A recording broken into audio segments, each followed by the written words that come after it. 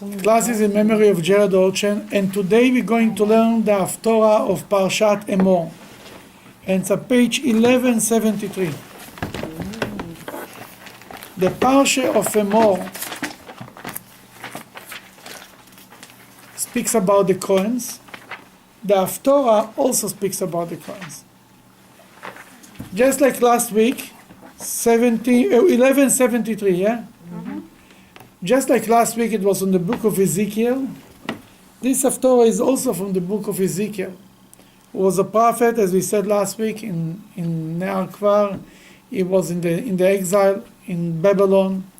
He, on one hand, inspired the Jews to move on and live a normal life in Babylon. On the other hand, he tried to explain to them that what happened, the destruction of the temple, is not just an accident. It's because the Jewish people didn't behave. That's why it happened. And therefore everyone should take a personal responsibility to change himself, because this will bring the coming of Moshiach. And in his book, he wrote also, describes the building of the final temple, of the third temple. Actually, what happened in the second temple, even if it was before the second temple, Maimonides decides that the second temple was built like the first temple, with some changes according to Ezekiel, but not completely according to Ezekiel. Now, in this Haftorah, he is speaking about the Kohens and the Levites, Bnei Tzadok, who came from the Tzadok family. What the Tzadok family? They were the priestly line that allied with King David and then King Solomon. Easy for him to say. Okay. In King David, what started, the king goes back and back and back and back. It's like no end to it. But we'll start with King David. King David, when he had two big Kohens, known Kohens, in his camp. Tzadok, and what was the name of the other guy? Aviatar. Very good. Right. Wow. And who was Aviatar? Aviasar? Who was he? He was another, he was in favor of yeah, but who is he coming from? You remember Eli? Eli. We all know about Eli. Mm-hmm. Eli had two sons, right? Hophni and Pinchas. Right. Hophni and Pinchas were not good guys, right? They were eating the meat and they taking them, and they did this and they did a lot of. If you take the text the way the text is written, they would go to jail today probably. Hophni and Pinchas were killed. They took the Ark of the Covenant to the war, right? And they were killed in the war. What happened to the kids? The kids were later. What happened after the temple was destroyed in Shiloh? That was the story that the temple was. Where was the temple moved to? What was the next place the temple was? No. In Nov. Who were the Kohens in Nov? The grandchildren of Eli. Achimelech, right? What happened to Nov?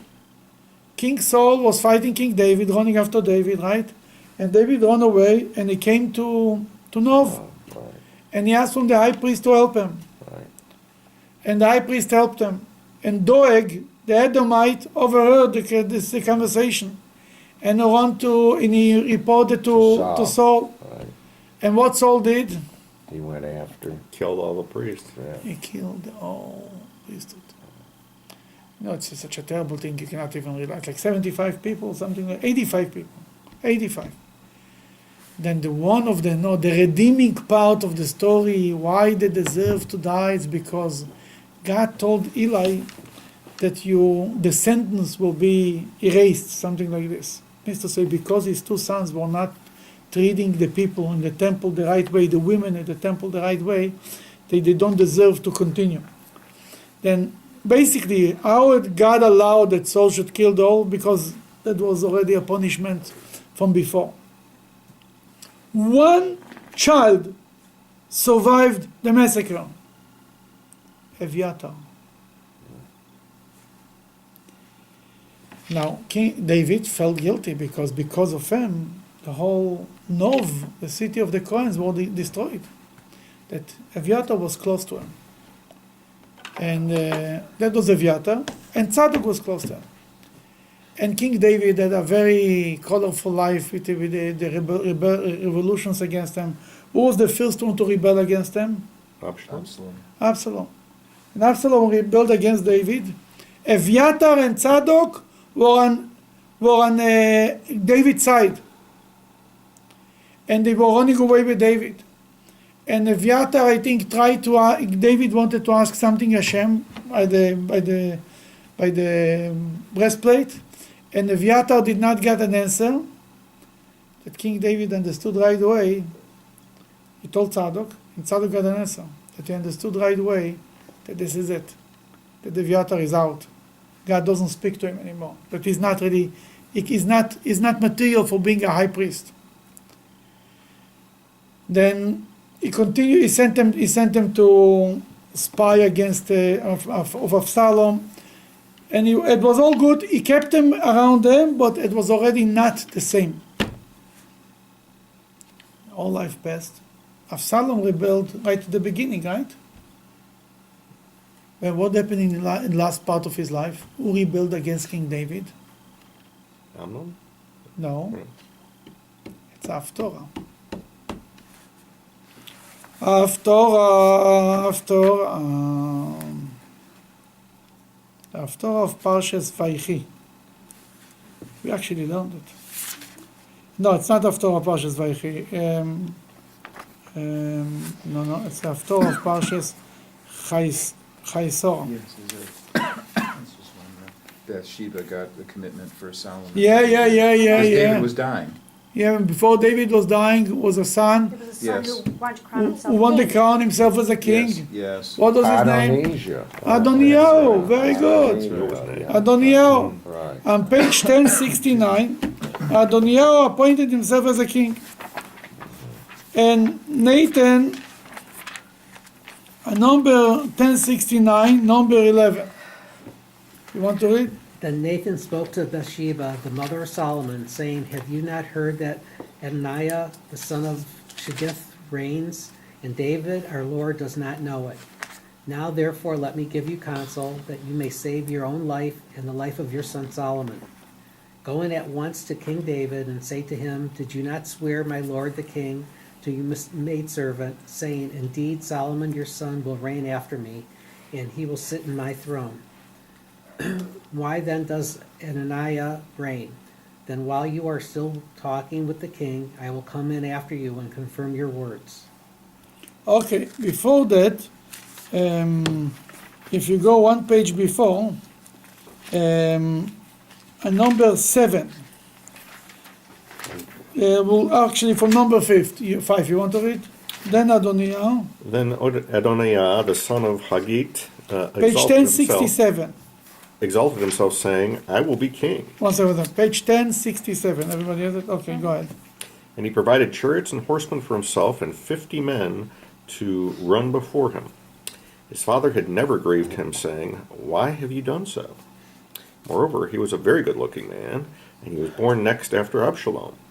So he conferred with Joab, the son of Zeruiah, and with Abiatar the priest, and they followed Adoniah and Aviatar the priest followed Adoniah and continue. But Sadok the priest, Benaiah the son of Jehoiada, and Natan the prophet, Shimi and Rei, and David's warriors were not with Adoniah. That here started the whole thing. Aviatar went with Adoniah, and Tzadok stayed loyal to David. That Aviatar was with David throughout everything. He went through with him all the time.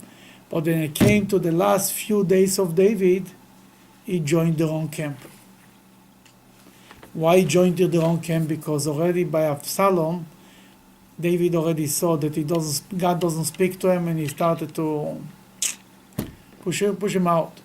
And he was not the high priest by David, whatever it meant at that time to be the high priest, because it was not temple really officially, but he was a high priest. It was Tzadok. That he felt by David he has no chance. Maybe by Adoniah, if he joins Adoniah and Adoniah becomes the king, he will become the high priest. And then by the end of the Haftorah, they mentioned it again. What happened? Who became later the king? Solomon. Then Solomon, he killed Adoniah, right? And he killed another few people who were with him. But Eviatar he didn't kill. He told Eviatar, you carried the ark of God in front of my father. You stood on my father's side in very hard times. And he kept him, he remembered the kindness of him. But he didn't kill him, but he sent him to a place, Anatot. Who was coming from Anatot? Which prophet is from Anatot?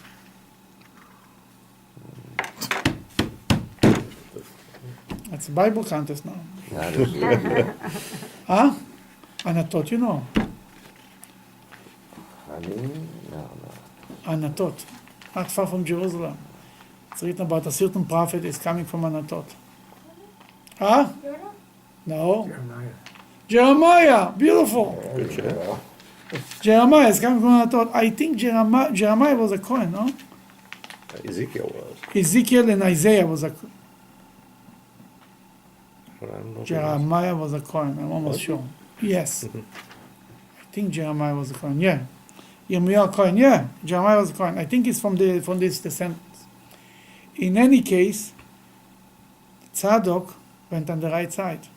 You know, it's all about in the last minute, to hold down the last minute, and every minute it all looks good in the other side, to stick out, to stand by your beliefs, no matter what. Even though it's so cool and it's so popular to go in the other direction, to hold on to it, that's real loyalty. That's the hardest time. You know, it's like the last part of the night is the hardest time to keep your eyes open. You already, it's everybody, you want to sleep. And if you're able to hold on, then you make it the whole night. Tzadok made it. And now, in the beginning of this chapter from Ezekiel, he speaks about the Kohens who were worshipping idols.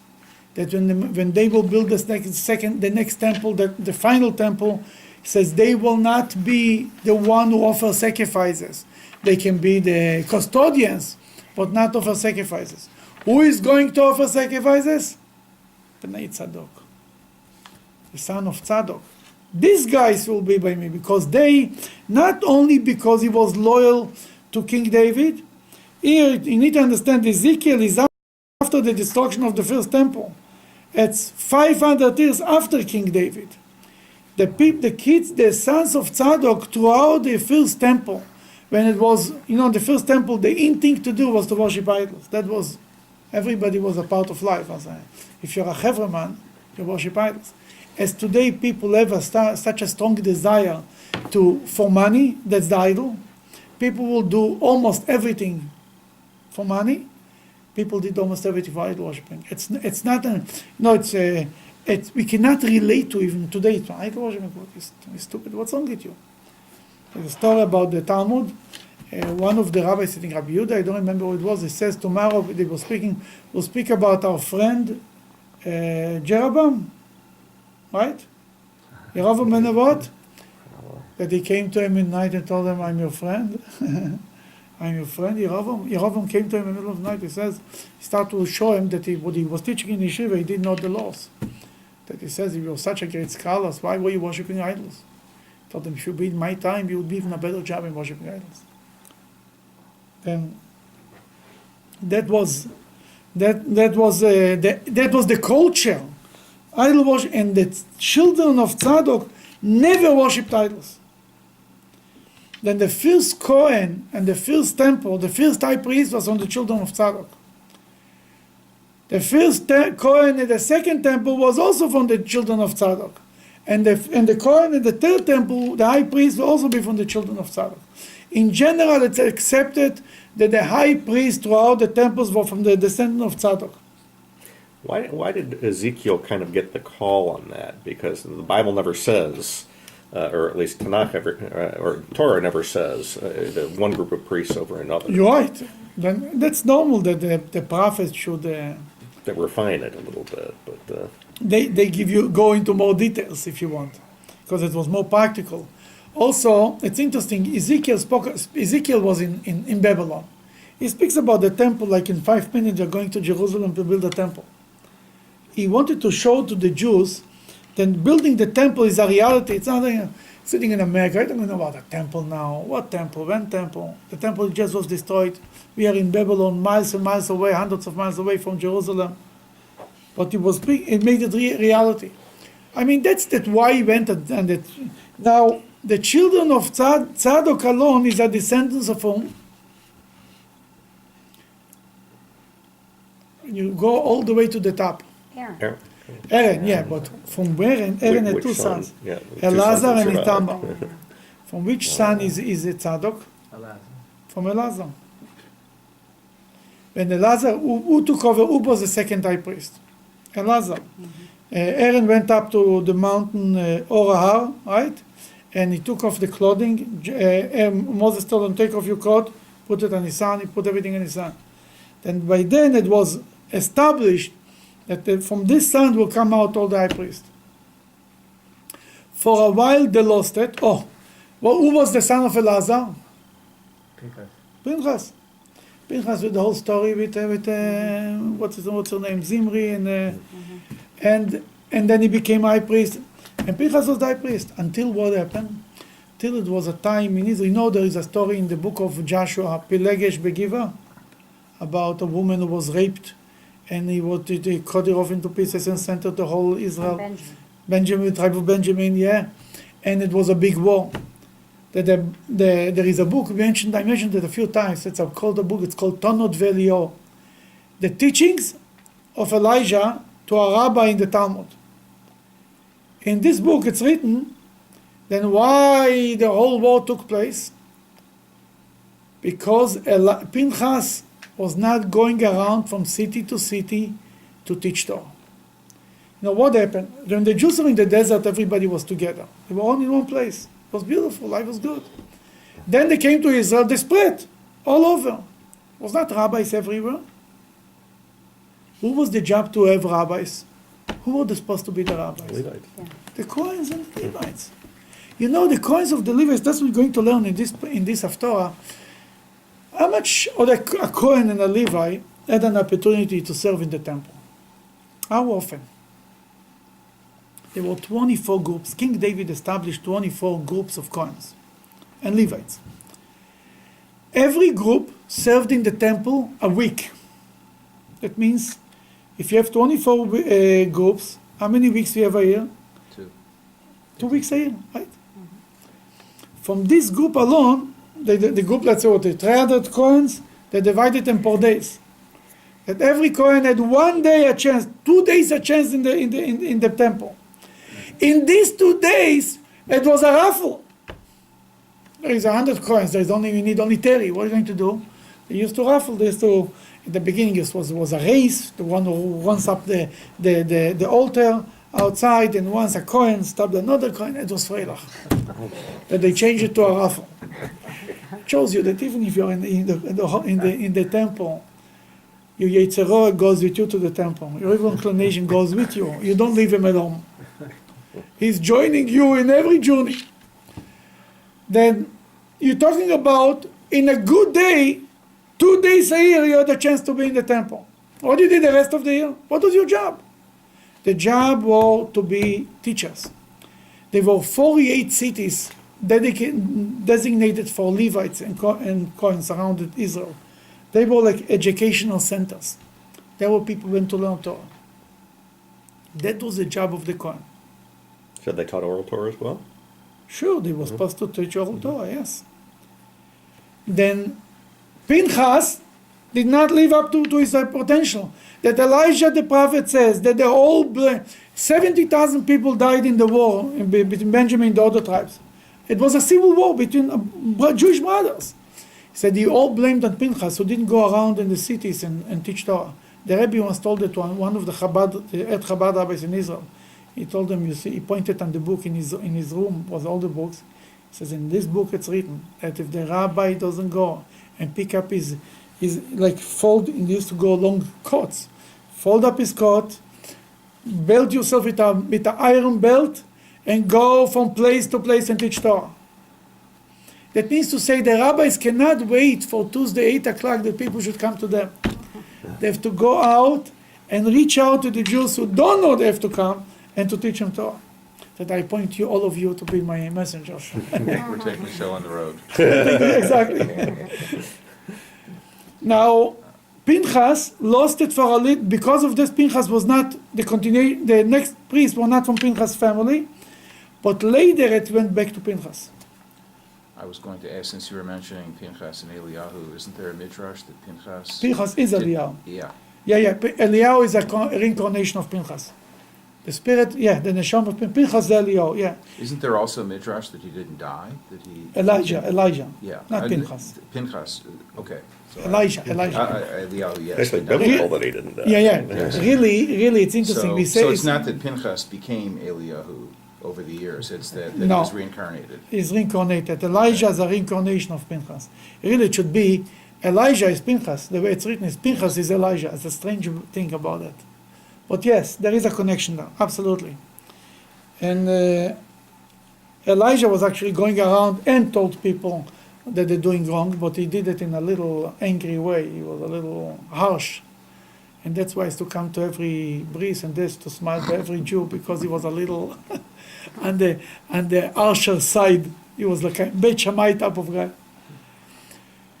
Now we can go to learn, now that we know who is Tzadok, and they were the people who were loyal to God. Now we'll start to read the Haftorah. On page 1173. 15. Yes, please. But the Levitical priest, the son of Tzadok, who went the charge of my sanctuary when the children of Israel went astray from me, they shall come near to me to minister to me. Okay, let's stop right here. He says the children of the son of Tzadok, who they kept the children of Israel. When the rest of the children of Israel left me, they stayed loyal to me. They continue. And they shall stand before me to offer to me the fat and the blood, say God the Lord. They shall enter my sanctuary and come to my table to minister to me, and they shall keep my charge. They should come to my table. What's the table was doing in the temple? What was the job of the table? Showbread. Which side of the table? Which side of the temple was the table? Was inside the sanctuary? Was three things, right? The menorah, the table, and the altar that you offer incense on it. Mm-hmm. Which side was the table? Which side was the menorah? You talking about left, right, north, south? There's no left, right, north, south. There is north, south, right, east and west. It was east, I think. North. North, right? The table was in the north. Then that's why anybody who wants to become rich should go to the north, so to speak, the Talmud says, because the table was in the north. The job of the table was to bring everything in the temple was representing something. The table of bread was to bring finance success, parnasa, to the Jews. Then says, who can go to my table? Who can reach to the table? Who can become rich and not go wrong? The children of Tzadok, because they were so dedicated, they will not go the wrong way. Sometimes when a person is successful, he goes astray. The children of Tzadok, they can go in the right way, nothing will happen to them. Now it says in number 17, when they enter, The gates of the inner court, they shall wear linen garments. linen garments. Why linen? Comfortable. Plant. Comfortable. Why not wool? Itchy. You're very practical, I From an must say. animal. Wool's animal and linen's plant. Right? Yes. Wool is animal and linen is plant. So, what is the color of linen, by the way? Anybody knows? Off-white, Off-white. And wool? whiter. Whiter. Then we have a problem here. Linen, what does the priest used to wear? What was the clothing? White. Robe? But made of what? Linen or wool? Only linen? That was both. They had a combination of both. But the high priest, when used to enter the Holy of Holies, only linen. Pure linen. Pishtim. Why? It's written in Kabbalah that linen represents chesed. and wall represents Gvura, then usually the Kohens have a combination of Chesed and Gvura. It's a whole thing in Hebrew. Sheish is I think linen. In any case, Chesed and Gvura. Why the Kohens need Chesed? It was mainly linen, a little bit of wall. Why you need a little bit of Gvura? A little bit of what's Gvura? Gvura is judgment. Chesed is kindness, right? Why we need a little bit of judgment? What do you think? To temper the kindness. The world is a balance. Justice and mercy. God does both. We have to do both. Okay, we know where we see it Justice a little and bit. compassion. Oh, it's in general there is a concept of giving to the evil side something. If you ignore the evil side, they will eventually jump on you. Even you have to. Even in politics, they pay off the other side a little bit to keep them quiet. You understand what I'm saying? If you go, what happens? When is there? What happens in Washington today? You cannot accomplish anything. Why? Because when you don't give the other side something, you get nothing. The same thing is where we see it in Judaism. This concept. Azazel. Oh, that's what he taught me 2 weeks ago. He bought me a Ramban. Later I saw it in many places. We have on Yom Kippur, we have 2 goats, right? One goat to God, one goat to Azazel. Well, we need a goat for Azazel. Where is Azazel? God knows where. You throw him off the cliff. It's giving the other side something. Giving klippe something. It's called in Hebrew a yenika. Yenika means a place for them to soak something, to get something also. It cannot be perfect holy. When Moshiach will come, it will be perfect holy. But now, there is always the other side. It's a way to get rid of the sins. Goes to the desert and But gives why you need to take the ghost to the desert to get off of the sin? Why not in the temple is the place to atone for the sins? It's kind of giving the other side There's an a dualism there, though, right? That's what I'm saying. It's a dualism. You see, it's dangerous when we go with this line because you can Right.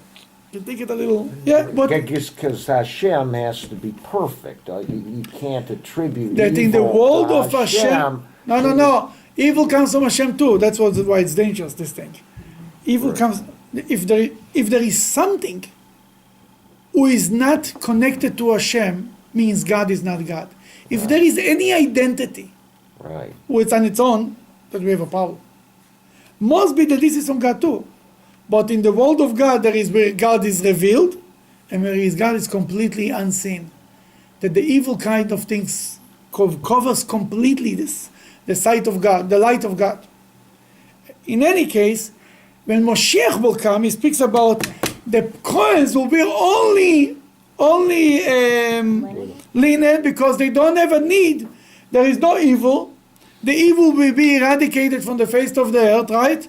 It's written when Moshiach will come, there will not be any more evil. Then at that time, we can only wear linen. That's, by the way, is an explanation. How you bury somebody? What do you dress him? Linen. Because he needs chesed. He needs chesed. He needs only kindness. That's why people put under that with suits and this. He needs chesed. He needs linen. That's all like that. Rabbi, I thought that you couldn't wear garments made of that blend, the chok, whatever. Yeah, shatnez, very good. But in the temple it was allowed. Very good, yeah. But in certain cases it was allowed. Inside the temple, that's why the Kohen, right after he couldn't leave the temple with this because he would disobey the law. Only in the temple, only when he serves. Is there a difference between evil and impurity? Impurity. So that's what it says also. God will remove the impurity from the earth or the world. Ruach HaTumah Aver Min Haaretz, Evil, yeah. so It's the same thing. It's all I the like same. the word impurity, I think, better. Oh, yeah. Listen, if you like the word impurity, you can put it in your book. I mean, I'm not against it, but it's the same idea. There is many levels. I mean, if there is, in today's world, if there is a face, there is a back. You understand? Everything is another side. Today, good and bad is a combination. I always tell people. Two sides of the same coin. Yeah, if Berkowitz came and said I had a good ear, what does this mean? Yeah. If the hospital said a good ear, if the lawyer had a good ear, what does this mean? I mean, almost every job, the good and bad are intertwined. But when Moshiach will come, will be pure good, be no evil whatsoever, be good for the sake of good. Well, that's not necessarily Maimonides' view, right? It's not Maimonides' view. Otherwise, what Maimonides says? The world will be the same. Really, tell me. I know that. I know. It'll be First of all, 2 stages, right? one second. Okay. It will be the second stage, will be resurrection of the dead. Is this a normal world? Supernatural. Yeah. I'm asking you, is this a normal world? Resurrection is supernatural. That even Maimonides agrees that in the final stage of the coming of Mashiach, it's not going to be a normal world, right? The question is when it's going to start. First of all, Maimonides says like it's be a normal world, will just be peace in the world. Really, very normal. It's bigger, it's easier to resurrect people from the dead than to bring peace. If you think about it, it's easier to revive dead than make peace. Peace in the world? Two people cannot get along. People cannot get along with themselves. You want them to be peace in the world. Yeah, I know that's what my mind is, but the accepted opinion is like Nachmanides when it comes to this issue. And then it's going to be Maimonides, what he's saying is, he says it doesn't have to be a miracle right away. It could be naturally. But he didn't outlaw the idea that cannot be. You understand what I'm saying? He says we don't know how it's going to be, right? Maimonides says we don't know how it's going to be when it's going to be. He says it doesn't have to be miracles. That's only what he says. It's not a must, but he doesn't say it cannot be. Nachmanides says it's going to be a miraculous way. But no matter what, the final stage, resurrection of the dead is for sure not a normal thing. In any case, we'll go back to the text. Yeah, continue. They shall have, I think we are number 18, right? Oh, 18. Okay. They shall have linen turbans on their heads and linen breeches on their loins. They shall not gird themselves with anything that causes sweat. Oh, cannot have any sweat. That's one of the reasons for no wool. Wool makes you sweat. Linen is light. See, Corey was right. No sweat. The other opinion says that we should not gird themselves. The girdle should not be. You should not put on the belt. You know, for prayers we put on a belt. Hasidic Jews, the belt should not. The Kohens, it comes from the Kohens. They used to have a belt. The belt should not be too high where you're sweating or too low where you're sweating. It should be right in between. That's what the meaning is. It's two meanings to this line. One is you shouldn't wear any wool because wool makes you sweat. The other one, you shouldn't put on the belt in a part of your body where you sweat. Okay. Continue. When they go out into the outer court, even into the outer court to the people, they shall take off the clothes in which they minister and place them in the holy chambers, and they shall put on other clothes, lest they consecrate the people through contact with their clothing. He said if they go out with their clothing, they will touch other people and they become impure. It's complicated. They leave the clothing at the temple and then they go out. Okay, Corey, continue. They must not shave their heads, nor let their hair grow long. Oh, they will not shave their head, but not too long. Not shave their heads is understood. Why not? Why not shave their heads? That's what a lot of the pagans did. The pagans used to do it. A karachat, you know, what the people do now, the skinhead type of thing, used to be a way of idol worshipping. Why not have long hair? Nazarite. You want to mix them up. Nazarite had long hair. You want to think that they're girls. Think that the girls, you are not afraid of it. Why not long hair? What do you think? Long nails is a... You ever saw religious Jews with long nails? Long hair? Why not? Because long hair, what is the easiest part to cut in your body? To cut? Nails. Yeah? What does this mean? The most dead part of your body is your ears and your nails.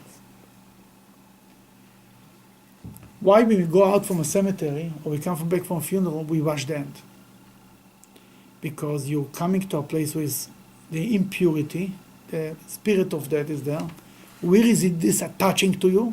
In the nails. And the most dead part of you. That's why, because again, giving the moment you have long nails or long ears, you're giving the yenika, you're giving the impurities a place to hold on to. Therefore, you don't have long hair and you don't have long nails. And we just thought they didn't like hippies. But what if, but how does that, With a with beard. the Nazarites? With the Nazarite is a different life of level of holiness that he sanctified his life, and is he taking a risk? Judaism never loved the Nazarite.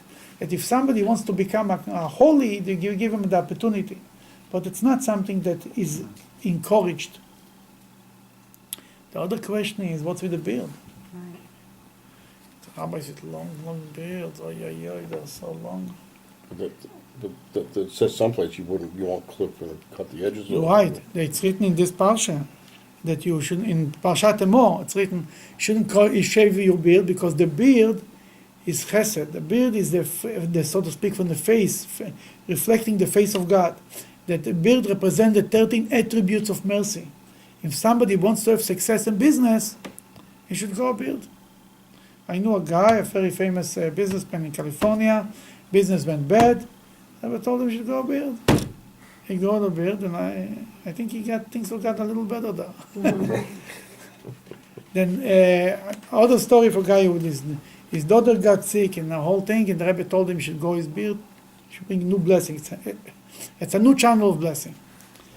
In any case, I'm not in the campaign to encourage you to grow beards, but I'm just telling you. Then they shouldn't have long hair, but they shouldn't shave their head. The two sides. What should they do? No priest may drink wine when he enters the inner court.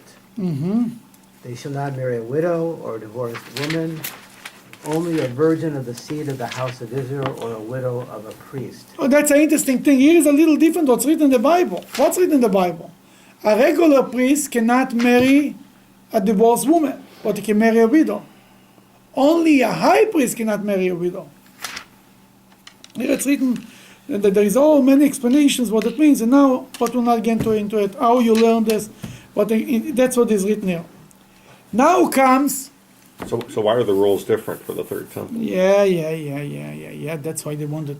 It was a point they didn't want Ezekiel to include it in the Bible, right? Yeah. Mm-hmm. Until came, what his name?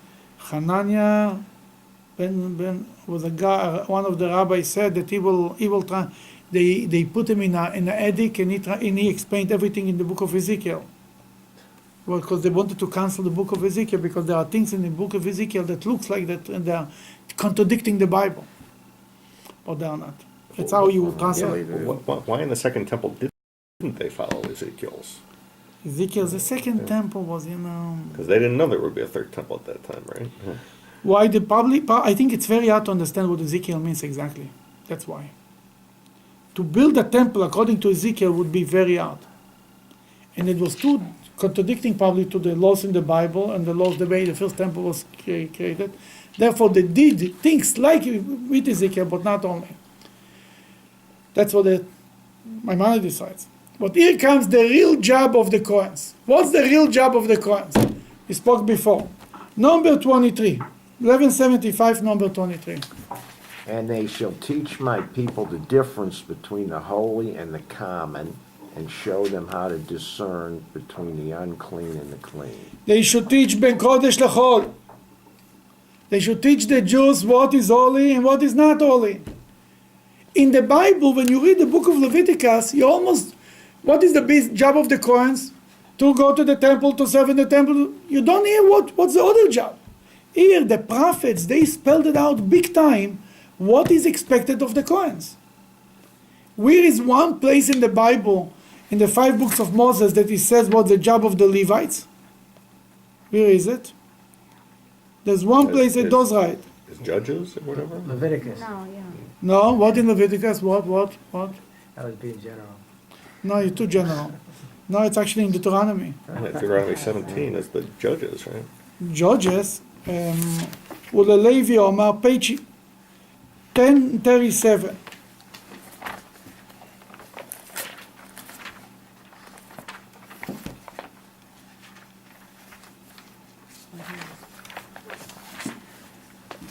Number 8. To Levi. Go ahead. Do it. To Levi, he said, your Urim and Thummim belong to your pious one. Don't worry, continue. Continue. You tested him at Massa and contended with him at the waters of dispute. Continue. Will not explain that. He was the one who said of his father and mother, I do not see them, not recognizing brother or child. They thus kept your word and safeguarded your covenant. Okay, now number 10. That's the important one. They shall therefore teach your law to Jacob and your Torah to Israel. They should teach the law to Jacob and the Torah to Israel. Right. That's the only clear place, if I recall. I mean, I might be wrong. I was wrong about many things, and just last week I was wrong about something. I told you that the Shabbos is a sign. It's written in the Haftorah. It's written actually in the book of Exodus. Obviously, I can make many more mistakes. We won't tell Marion, don't worry. What do you mean a sign? Huh? What do you mean it's written? Remember, I spoke What did about you it. say? Don't worry about it. Sermon. And then That was part of your Oh, sermon. yeah. Was it part of No, your sermon? no. It was on Tuesday night I said it. Oh, It's a last sign. Tuesday. I was gonna say, I know I heard it. Yeah. That's what I'm saying. Last Tuesday, I'm saying. I thought it's only the Haftorah. It's written really. Later I checked it. It's written right here in the book of Exodus. Then here he says that to teach the children the Torah. But it's the only place it's written clearly. Also not so clear. It's like in the Haftorah, Ezekiel makes it very clear. The job that Ami Yoru, they teach my people the difference between holy and mundane, between pure and impure, they should teach them. And then he continues. Continue. In controversy, number 24. Oh, We are going back to 1175, yes. In a controversy, they shall act as judges, and they shall judge it according to my ordinances. They shall observe my laws and my statutes in all my appointed times, and they shall maintain the holiness of my Sabbaths. That he speaks about judging, the right judges. They should teach my laws and my statutes. They should protect my holidays and sanctify my Shabbat. And there is one more place, at least I can recall one, the Haftorah of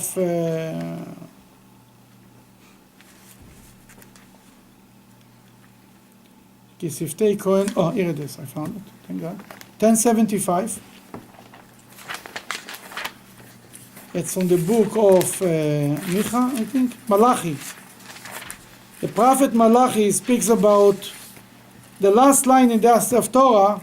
He speaks about the priest. The priest's lips should keep knowledge, and men should seek the Torah from his mouth, for he is the messenger of the Lord of hosts. You hear? The priest lips should keep knowledge, and everybody, men should seek the Torah from his mouth, from the mouth of the priest. For he is the messenger of the Lord of hosts. Tell me, what happened? What happened? The priest blew it. Here's a Kohen. Yeah. Here's a Levi. You're a Kohen, a Levi? Nothing? Maybe next week. Maybe next life. They obviously didn't follow the laws. Did somebody ask me, somebody Friday tells me, I have a question. I said, what's the question? He said, what happened to the priest? How the rabbis came around? The priest blew it. What means they blew it? What they did? They created an elite group. Yeah, They were teaching Torah only to their own. Their own people. A Kohen taught his son and his cousins. The rest of the Jews, not my problem. They're very undemocratic. Democrat, they didn't teach. Well, They were lazy. But weren't Yeah, they but also it just taking a lot of things like? Taking is one thing, but they didn't teach. Talking about the main job to go around and teach Torah, the Kohens didn't fulfill their job. Actually, Ezra the priest in the beginning of the Second Temple was a Kohen who was teaching Torah, but later it became the rabbis. You see, to be a Kohen, your father has to be a Kohen. To be a Levi, your father has to be a Levi. To be a rabbi, your father has to be a nothing. You can even have no father from our point of view. But the everything was more accessible to more people later on. I mean, it was. That's what I'm saying. The rabbis, just Jewish people, became teachers, leaders. They learned Torah, And they took upon themselves the job of the Kohens because the Kohens didn't do it. So what's their authority to do it then? If the Bible gives the authority to the Levim, How is a regular Jew allowed to teach Torah? I'll tell you. First of all, it's Somebody's got to do it. in Judaism, you're right. First of all, that's from the practical point of view. We have to learn Torah. If you will not do it, I'll do it. If I will not do it, they will do it. No such thing as. Number one, the obligation is, where is the obligation to teach Torah? Where is it? the parents in Deuteronomy 6. Deuteronomy You'll teach 6. it to your children, and when in you walk Shema. by the way, and when It's in you Shema. Wherever that is, I don't know. Deuteronomy It's in the Torah. 6, yeah. Yeah, but I don't know where. There is in the Shema, there is written 2 paragraphs of the Shema, right? First paragraph of the Shema is written, Vishinantam levanecha, teach it to your children. Why is it written again in the second paragraph? In Deuteronomy what is the second paragraph? Chapter 6. No, that's the first paragraph. Okay. Shema, something. Second 11. paragraph is in 11, I think. Okay. Why it's again? V'limadetem mois omes b'neichem. You should teach it in plural. The first paragraph is a Different singular. tense, yeah. The second paragraph is plural.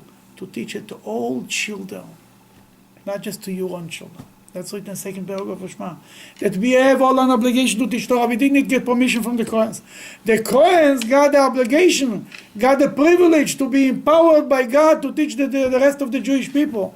If they failed, if they blew it, have a nice day. We need to continue to teach Torah. The Talmud says, Mamzer Talmid Chochem Kodem LeKohen Gadol Am Haaretz. You know what a mamzer is? Yes. A mamzer, right? Yes. A mamzer who is a scholar comes before a high priest who is an ignorant. What does this mean? Bottom line, who will teach Torah in this place? Who is going to give over Judaism to the next generation? A Kohen Gadol, he might wear the nice clothing, and he's from the very nice family, and his great grandfather was Aaron, all nice and fine and cute and beautiful. But we need the next. Who is the next rabbi? That's what we want to know. Who is going to teach Torah to the next generation? It's not who is the next rabbi. Who will teach Torah to the next generation? That's what counts. So the rabbis developed to fulfill this gap, this need. the Rabbi Akiva. This goes way back that they were rabbis.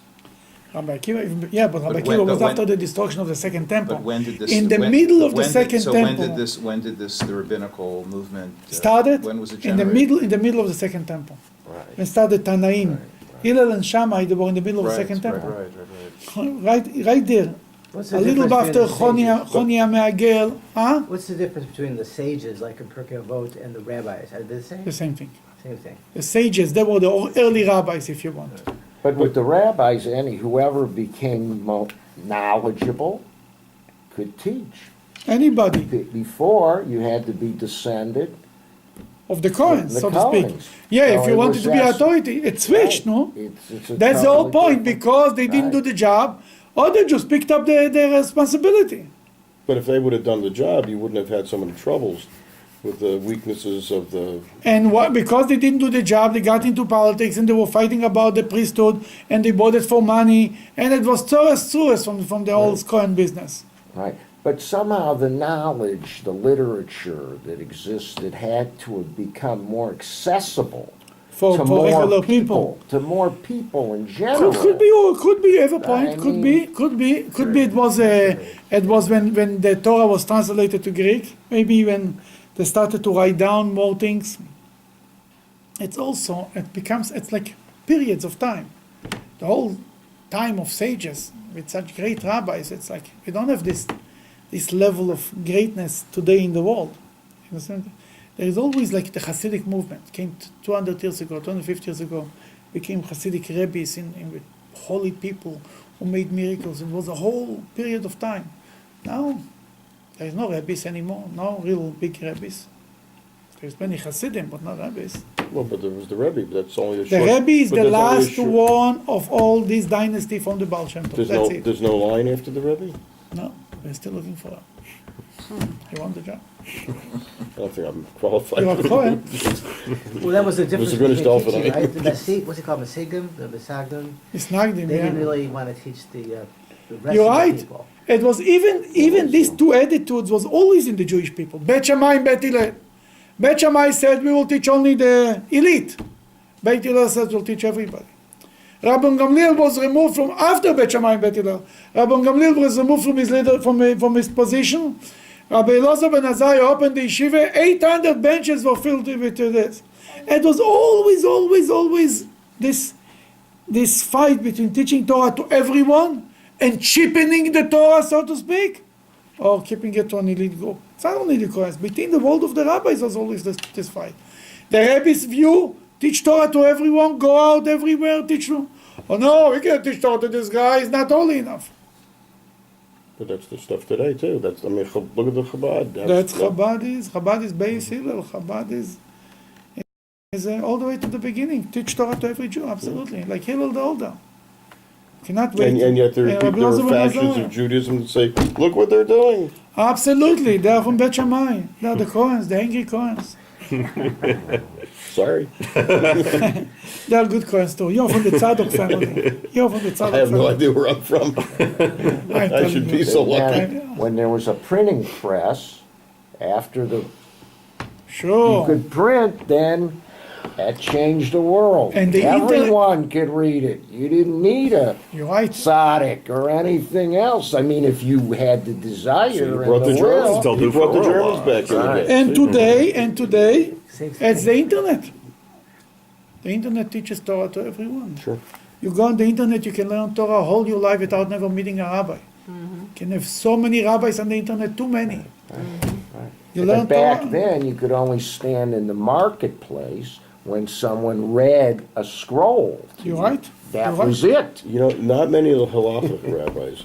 I mean, then the ones in Chabad, but that other, There's one plen- elite level There above. is plenty on the internet, I'm telling you. Really? Plenty of But rabbis. you can't find a Plenty. lot of. I can find them. Plenty. I'll talk to you about it. And there are more, also a lot of it is in Hebrew, not What, so you much in don't have an English. iPhone? Okay, let's continue. We are number 25, I think. Oh, it's in Hebrew. They shall not. They shall not defile themselves by going near a dead person, except for a father, a mother, a son, or a daughter, or a brother, or an unmarried sister, for whom they may defile themselves. After- Why there is exception to the rules? If you cannot defile, you cannot defile.